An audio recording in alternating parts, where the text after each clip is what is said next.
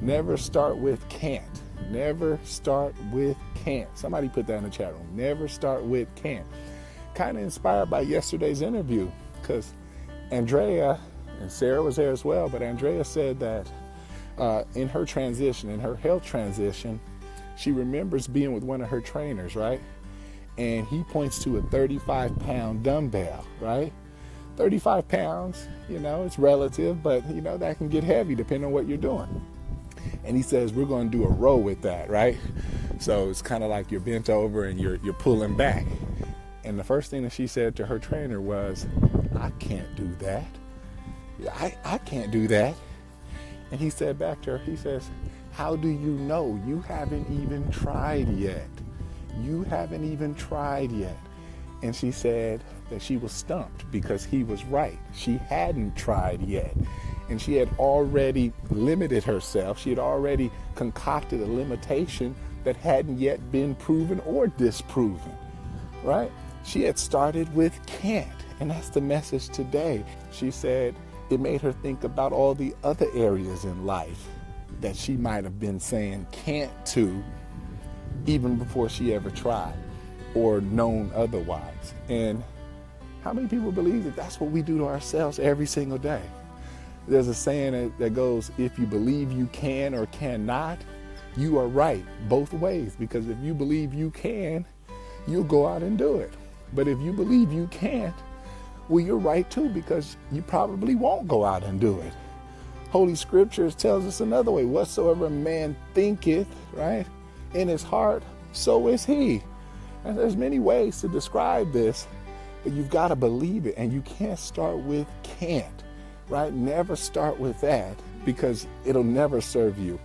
And I'm reminded of this story I heard about the bumblebee, right? Bumblebee, when you compare it to other bees, this is pretty big, right? And there was this scientist, this zoologist in the 1930s who said the bumblebee, like aerodynamically and scientifically, is not supposed to be able to fly. This particular scientist said his body is too big, right? The bumblebee's too big. Its wing span or flight, its wingspan is too short, right? Wings are too small. And aerodynamically, it's not supposed to take flight. But guess what? The bumblebee doesn't know that. The bumblebee doesn't know that. And how many things, and I'm reminded of my own story, right? I didn't have anybody there to tell me, you can't start a business with $70 in your mom's and grandma's one-bedroom apartment, $70 in a vision and a dream in 1999 when you couldn't even put videos up on the internet, AOL 2.0. So I find myself being that bumblebee, and I believe I'm talking to some bumblebees out there that are not supposed to take flight, that somebody or something has told you you're limited or you can't or you believe you can't because of this or that. I believe I'm talking to some bumblebees. So I've chosen to be like that bumblebee and to not limit myself and to filter the information, good or bad, that comes in, the kind of people that I surround myself with. And so when I want to take flight, right, it's not because I've been told I can't. It's not because I've been told my body's too big. It's not because I've been told my wings are too small. So that's the quick message today. Don't start with can't, especially if you haven't tried. Maybe there are some real world limitations. Maybe there are. But it's not even the word can't that's the problem. Maybe you really can't do it right now. Maybe the 35 pounds, symbolically speaking, is too much. But that determination better come after trying. That determination better come after putting your hand to the ground and attempting to lift. That's all I'm saying.